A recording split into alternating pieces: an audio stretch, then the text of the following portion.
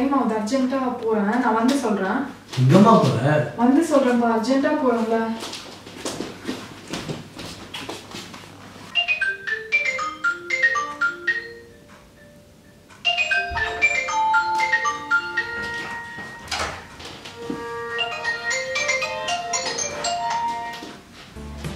சொல்லுங்கப்பா. என்னப்பா சொல்றது? நான் எதுக்கு ஃபோன் அடிச்சேன்னு உனக்கு தெரியுமா? நான் இத்தனை வருஷமா பாதுகாத்த கௌரவம் அந்தஸ்து எல்லாத்தையும் உன் பொண்ணு பழாக்கிட்டாப்பா. நான் அப்பவே உங்ககிட்ட நான் சொன்னேன், ரொம்ப செல்லம் கொடுக்காத, ரொம்ப செல்லம் கொடுக்காதன்னு. இன்னைக்கு என்னால் வெளியே கூட தலை காட்ட முடியாத அளவுக்கு உன் பொண்ணு இந்த மாதிரி பண்ணி வச்சிருக்கிறாளே. ஒன்னே ஒன்று மட்டும் சொல்கிறப்பா, நான் பாடுற முறையில் இனிமேலாவது உன் பொண்ணை ரொம்ப செல்லம் கொடுக்காம நம்மளோட குடும்ப அந்தஸ்துக்கு தகுந்த மாதிரி கட்டிச்சு வளப்பா. இதுக்கு மேலே நான் என்ன சொல்ல முடியும்? பாப்போம். சரிப்பா, நான் வளர்க்குறேன்ப்பா.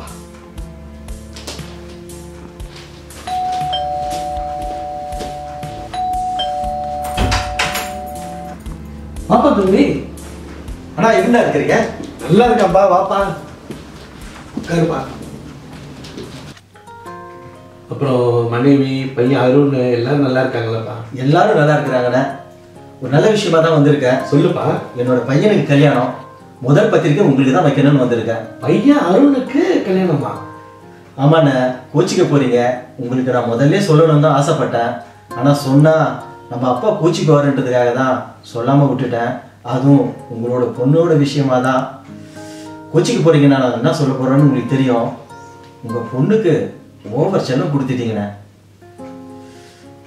இதோ என் பையன் இருக்கிறாங்க, இந்த வாடானா வருவான், போடானா போவான். இந்த கல்யாணம் கூட நான் முடிவு எடுத்து தான் அந்த கல்யாணம் நடக்குது. ஏன்னா அவன் இஷ்டத்துக்கு விட்டுட்டேன்னா இப்போ நீங்க கஷ்டப்படுற மாதிரி தான் நானும் கஷ்டப்படணும். சரிண்ணா, எனக்கு ரொம்ப டைம் இல்லை உங்ககிட்ட பேசுறதுக்கு. சரிப்பா, கண்டிப்பா நீங்க கல்யாணத்துக்கு வந்துடணும். அவசியமா வரேன்ப்பா. மனப்பூர்வமான வாழ்த்துக்களை வந்து அருண்கிட்ட சொல்லு. உண்மையுமே நான் ரொம்ப சந்தோஷப்படுறேன். கண்டிப்பா நான் வரேன்ப்பா. நான் அப்புறமா பேசுறேன். ஓ ஓகே.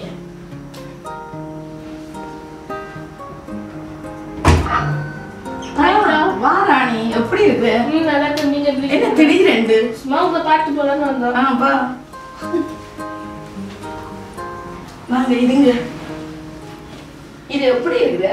நல்லா இருக்கு. நீங்க எப்படி இருக்கீங்க? நல்லா இருக்கு. வீட்டுல எல்லாம் நல்லா இருக்கு. நீங்க எல்லாரும் நல்லா இருக்காங்க. வேற அப்புறம் சொல்லு. சும்மா உங்களை பார்த்து போலான்னு வந்தோம். வீட்டுல போர் அடிச்சு. அக்கா, ஓ சொல்லு ராணி, என்ன தயங்குற? எனக்கு 500 ரூபாய் தேவைப்படுது. கொடுப்பீங்களா? என்ன ராணி இந்த நேரத்துல கேட்குற? நானே ஒரு ஆள்கிட்ட கடன் வேண்டிய 1000 ரூபாய் காசு கொடுக்கல. ரொம்ப கரைச்சப்படுத்துறாங்க.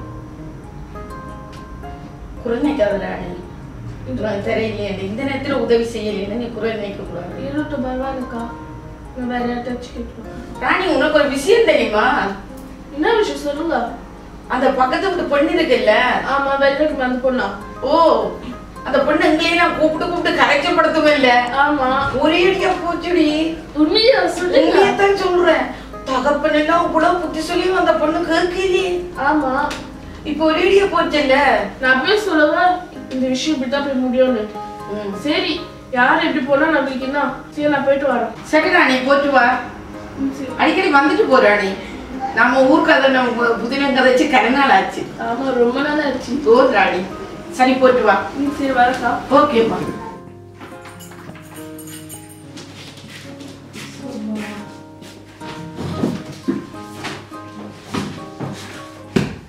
என்னப்பா வெட்டிங் கார்டெல்லாம் கையில் வச்சிருக்கீங்க? தம்பி வந்துட்டு போனாங்க. சித்தப்பாவா? ஆமாப்பா.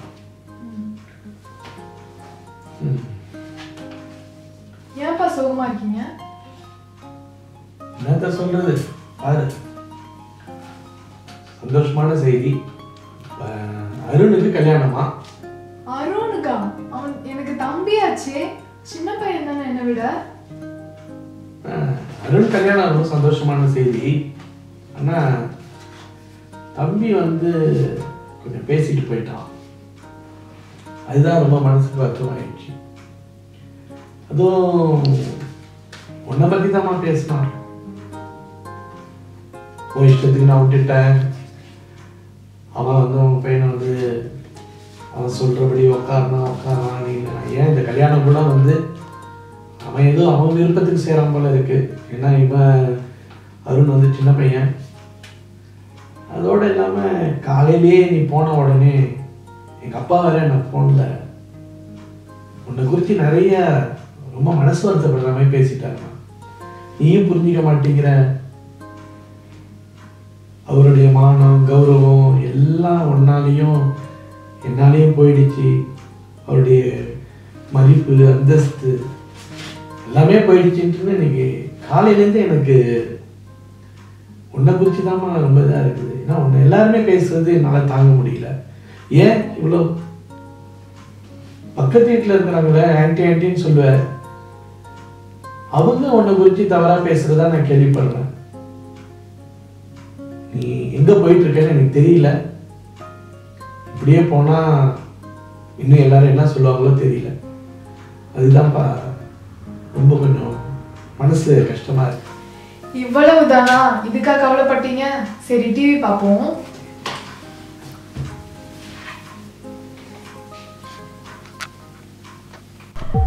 இயேசு கிறிஸ்துவுடைய சீடர்கள் இயேசு கிறிஸ்துவிடம் உலக முடிவிற்கும் உம்முடைய வருகைக்கும் என்ன அடையாளம் என்று கேட்கிறார்கள். அதற்கு இயேசு கிறிஸ்து, யுத்தங்களையும் யுத்தங்களின் செய்திகளையும் கேள்விப்படுவீர்கள். ஜனத்துக்கு விரோதமாய் ஜனமும் ராஜ்யத்துக்கு விரோதமாய் ராஜ்யமும் எழும்பும். பஞ்சங்களும் கொள்ளை நோய்களும் பூமி அதிர்ச்சிகளும் பல இடங்களில் உண்டாகும். இவைகள் எல்லாம் வேதனைக்கு ஆரம்பம் என்று உணர்ந்து கொள்ளுங்கள். என் நாமத்தின் நிமித்தம் சகல ஜனங்களாலும் பகைக்கப்படுவீர்கள். அக்கிரமம் மிகுதியா இருப்பதினால் அநேகருடைய அன்பு தணிந்து போகும். இந்த சுவிசேஷம் பூமியில் உள்ள சகல ஜனங்களுக்கும் சாட்சியாக அறிவிக்கப்படும். அப்பொழுது முடிவு வரும். மத்தேயு 24ஆம் அதிகாரத்திலே நம்ம இவைகளெல்லாம் வாசியை கேட்டிருக்கிறோம்.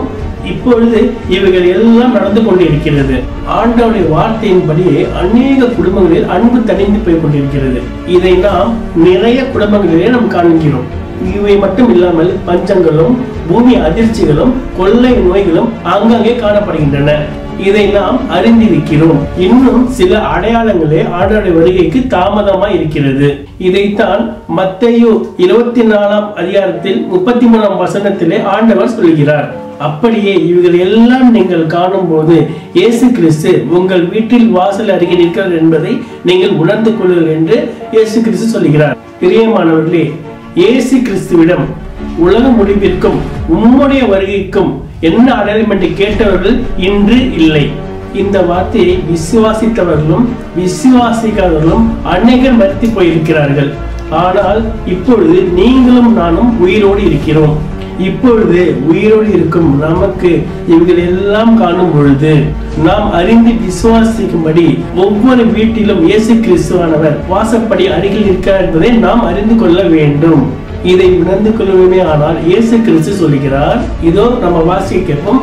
வெளிப்படுத்தின விசேஷம் 3வது அதிகாரம் 20ஆம் வசனத்தை இப்பொழுது நாம் கேட்கலாம். இதோ வாசற்படியிலே நின்று தட்டுகிறேன். ஒருவன் என் சத்தத்தை கேட்டு கதவை திறந்தால் அவனிடத்தில் நான் பிரவேசித்து அவனோடே போஜனம் பண்ணுவேன், அவனும் என்னோடே போஜனம் பண்ணுவான். முக்கிய செய்திகள்.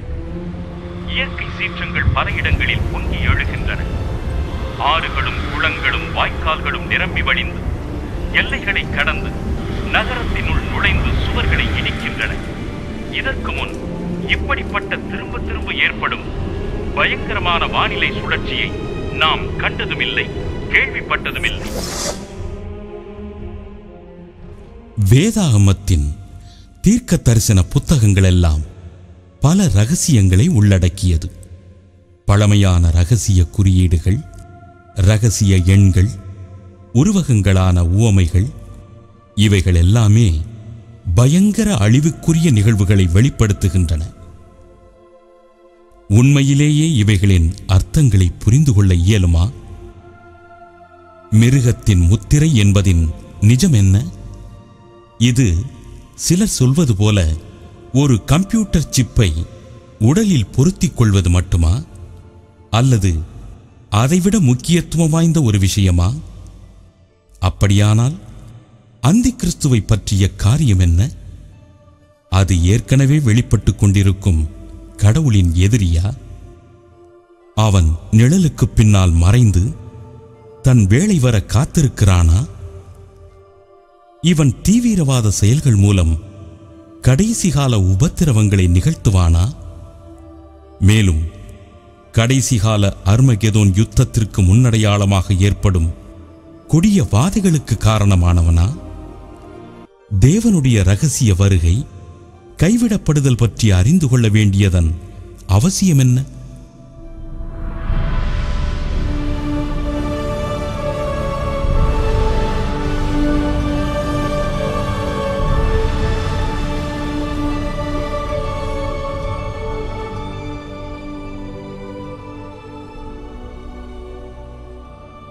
யாரும் எதிர்பாராத அந்த கடைசி நாள் எது என்று யாராவது அறிய முடியுமா? உண்மையிலேயே கடைசி நாளில் நடக்கும் அடையாளங்களாக வேதம் கூறுவது என்ன?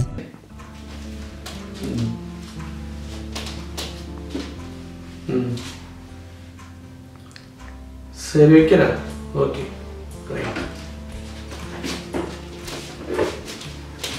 என்னம்மா நேற்று இவ்வளவு சொல்லியும் நீ பாட்டு திரும்ப வருஷத்துக்கு போற?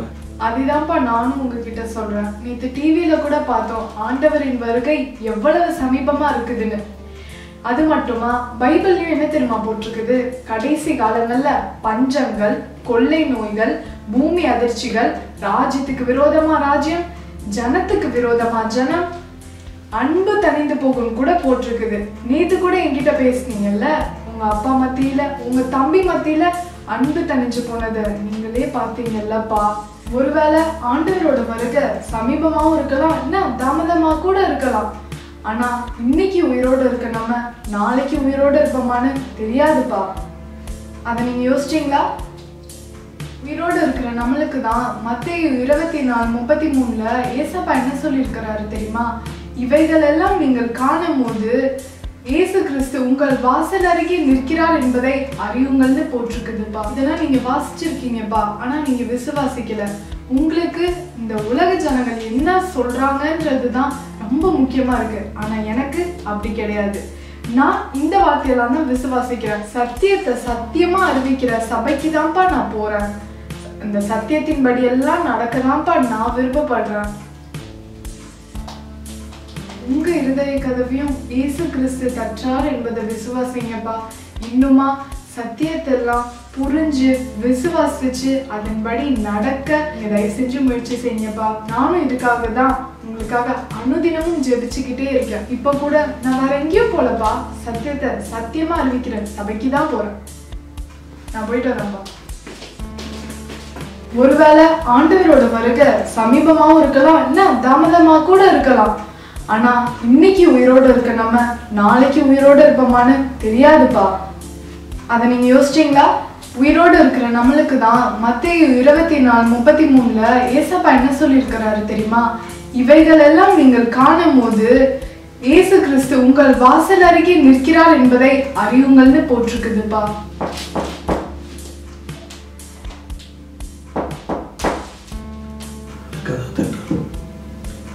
போனா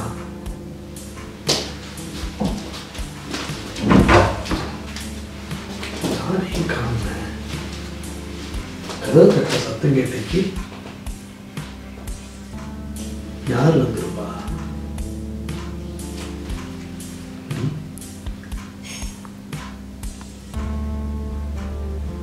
ஆண்டவர் என்னுடைய இதயத்தின் வாசல் கதவை தட்டன்னு சொன்னார்.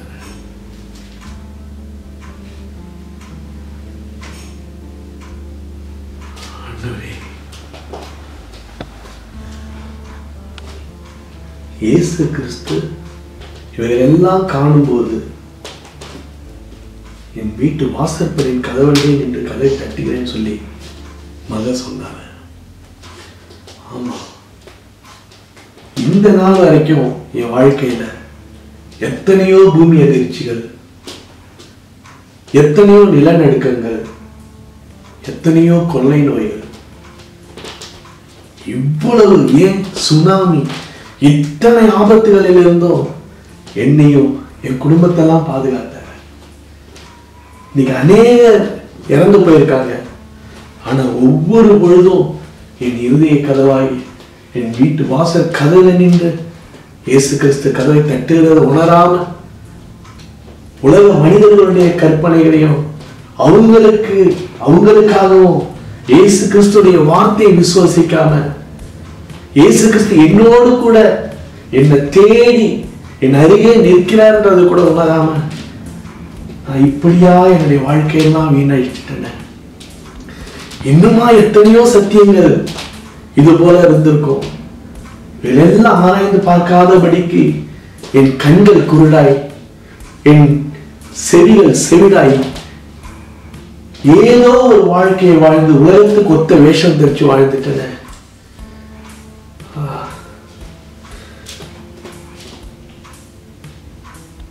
இனியும் என் வாழ்க்கையை நான் வீணடிக்க விரும்பல.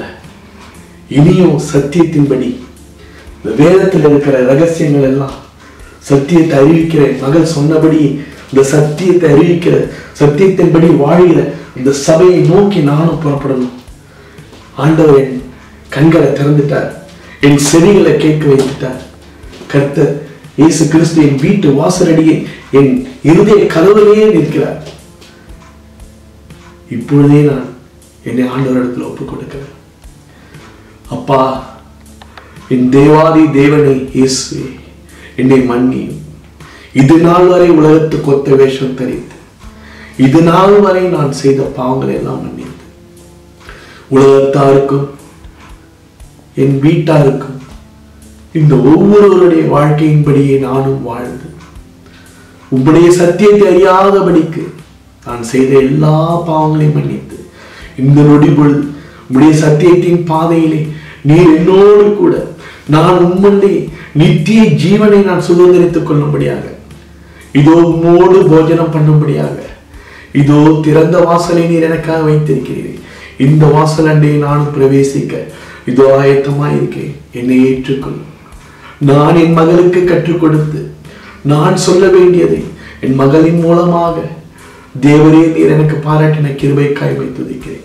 நன்றியோடு ஸ்தோத்திரம். என்னம்மா போனா சீக்கிரமா வந்துட்ட? ஒன்றும் இல்லைப்பா, பக்கத்து வீட்டாண்டி இருக்காங்கல்ல, அவங்களும் இன்னைக்கு என் கூட சர்ச்சுக்கு வரேன்னு சொல்லியிருந்தாங்க. பைபிள் கேட்டிருந்தாங்க, நான் தான் மறந்துட்டேன். அதான் போய் எடுக்க வந்திருக்கேன். அப்பா, நீ எங்க கிளம்பிட்டீங்க? நீ பேசின வார்த்தையெல்லாம் என் காதிலே ஒழிச்சிட்டு இருந்துச்சுமா. ஆண்டவனே என் கூட பேசுறத உணர்ந்தேன். நானும் உன் கூட சபைக்கு வரலான்னு இருக்கிறோம். எனக்கு ஒரு பைபிள் கொடுமா? கண்டிப்பாப்பா, போலாம்ப்பா. சரி.